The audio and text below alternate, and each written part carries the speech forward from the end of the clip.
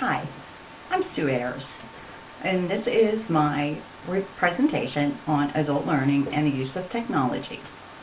I believe that adult learning must be defined in order for successful learning to occur. Is the learning formal, or will informal learning be sufficient? Will assessments be required? Will the education take place in order to satisfy an internal need that the learner wishes to develop, or will it be required to learn a new skill, maybe something on the job? I believe that adult learning requires an emotional connection between the adult learner and the teacher or facilitator. It's important for the student to trust the teacher and feel safe and supported in the learning atmosphere in the classroom.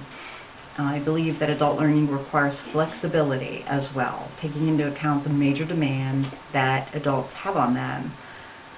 They can be fearful of going back to school for an advanced degree because the demands of home, children, work, all that take precedence.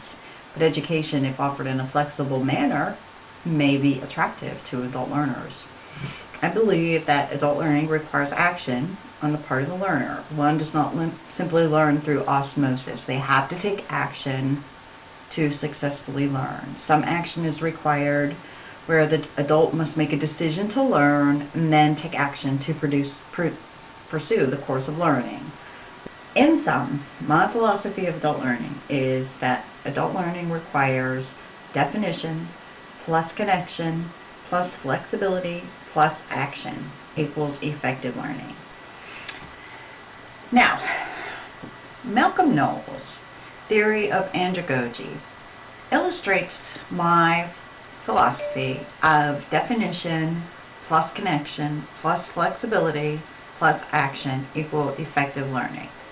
Knowles' assumption includes 6 points.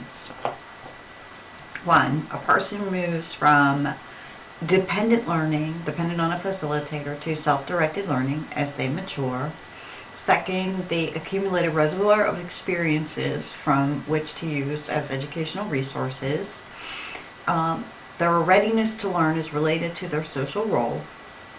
4, as people mature, they go from being more problem-oriented to subject-oriented. Their motivation for learning is internal, to satisfy an internal need. And finally, they need to know why they are learning something. As Knowles states, adults need to learn why they need to learn a certain thing. Is it a work requirement? Is it to satisfy an internal need? Is it useful personally? Knowles' assumption relates to the definition portion of the philosophy equation. Above, in his first assumption, he states that people move from dependent learning to self-directed learning as they mature. Here, Knowles suggests that the classroom climate must be one of adultness. The juvenile kind of classroom is no longer appealing to adult learners, and it must be it must have a serious sense of adultness, both physically and psychologically. The climate should be one where the adult feels accepted, they feel safe, they're respected, supported in their discussions and their ideas. Knowles assumes that a connection between a student facilitator or the student and the class is paramount to successful learning. The student must be able to feel safe, supported, and able to trust the facilitator or the teacher. His assumption also relates to the flexibility portion of my equation. Adults grow from dependent to independent learning, and they become participative in the diagnosis of their learning needs, the planning and implementation of the learning experience, and the evaluation of those experiences. And by participating, the adult learner can create a flexible environment that is conducive to a successful learning experience.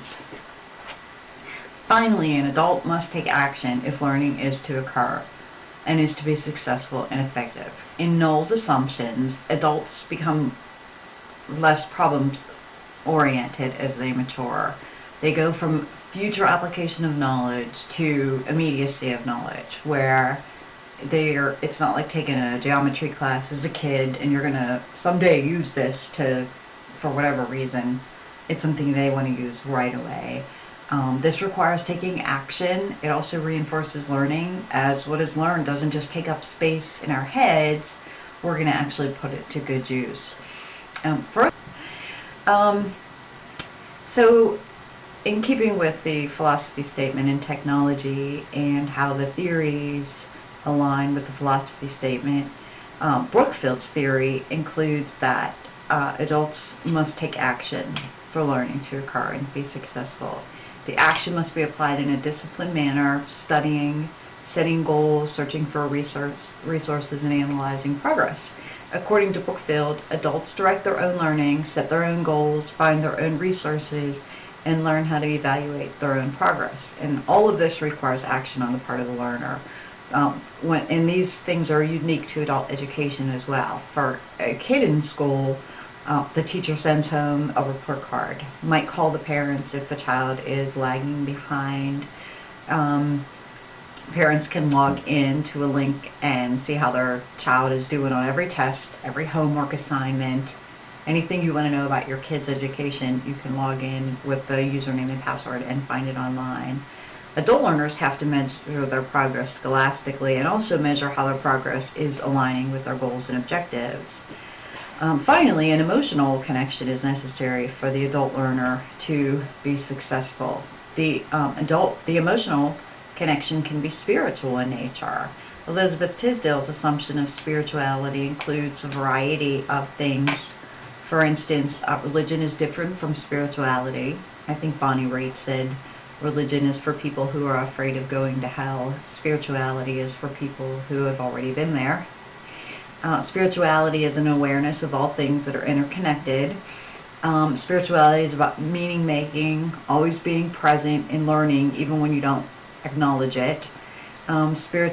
Spirituality consists of moving to a greater awareness of oneself. Spirituality is about people constructing knowledge through things like art, symbols, music, and sometimes spiritual experiences occur by surprise. With this in mind, two technologies make excellent choices when it comes to my philosophy equation. First, learners can use a learning management system or an LMS to access online courses. This allows students to be very flexible in their learning, as they can access an LMS 24/7 at their own convenience. Learning online can be very engaging and interactive depending on what types of programs are used to develop the online courses. Engaging software such as Articulate Studio Series is a software where you can develop an online training course that allows students to interact, go deep into the training by clicking on a variety of icons. They can learn with animated figures. They can watch videos right in the training. They can answer questions created in Quizmaker. They can flip through books. You can go up steps, and each step will give you a little bit of information. It's very interactive, and it also includes audio narration, so it really keeps the student engaged, and it's good for visual learners, auditory learners, kinesthetic learners as well. Other types of programs, such as game simulators, can also be housed in an LMS. They're very diverse. Technical support can also be provided to students through an LMS, which is important because they may feel a little bit inhibited going onto an online learning class and thinking, oh my goodness, am I doing this right? Oh no, my password's not working. Oh, I can't access stuff. What's going on? And sometimes having technical support available 24/7 can be very comforting and can be a feature that makes a student really want to go with a certain LMS. If they have, if they have questions about printing a transcript, printing a certificate, they can't take an online exam, whatever, they can contact the help desk 24/7. This type of learning technology would probably not be embraced by educational constructivists like Dewey. Dewey believed that learners do not learn in isolation from other students. However, other theorists differ. Hamilton and Porter found that effective educators must create safe learning environments where learners can express themselves without anxiety. Therefore, distance learning via an LMS might be very appealing to a student who is afraid of going back into a classroom, as long as an instructor creates a developing and engaging course and provides the necessary technical support, guidance, direction, feedback. The students should be able to navigate the course seamlessly, and this may really free them up to be more creative, whereas in a classroom of people, especially if they've been out of school a long time, they may feel very inhibited.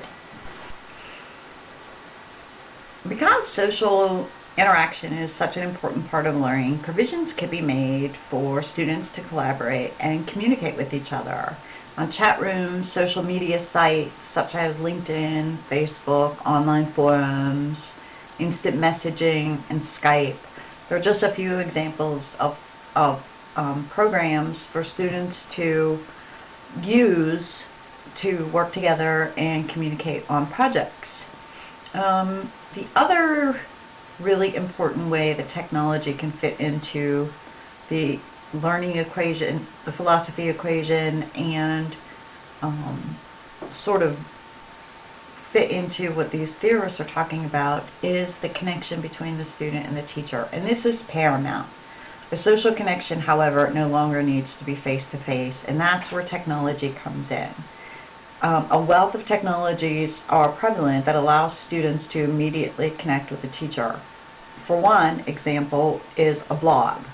A facilitator could have a blog and really elaborate on who they are, what their expectations are, and really allow the students to get to know the facilitator through their blog. And the cool thing about a blog, of course, the student can then respond and comment on the blog, building a rapport with the facilitator. They can even go back and forth. The facilitator can then respond back to the student, etc., and really build a rapport that no longer has to be face-to-face.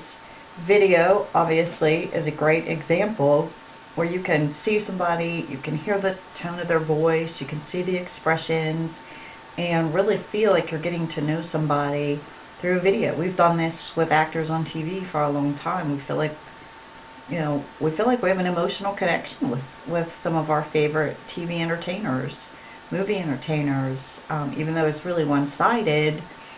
The cool thing about using video for learning is that it no longer has to be one-sided. The facilitator could put a video online, and the student could respond in a chat room, by email, messaging, in a variety of ways, and build that rapport. So these existing technologies, blogs, social media like Twitter, Facebook, chat rooms, Skype, etc., they can mimic or even effectively replace face-to-face social connections. Other technologies, such as gaming, can allow students to collaborate while they're learning and work with one another with their animated figures in sort of like a World of Warcraft kind of way, and remove face-to-face contact altogether. And they still have that connection. They are still able to have an emotional connection in a gaming type simulation or a learning type simulation by working together, and they no longer have to have that face-to-face contact.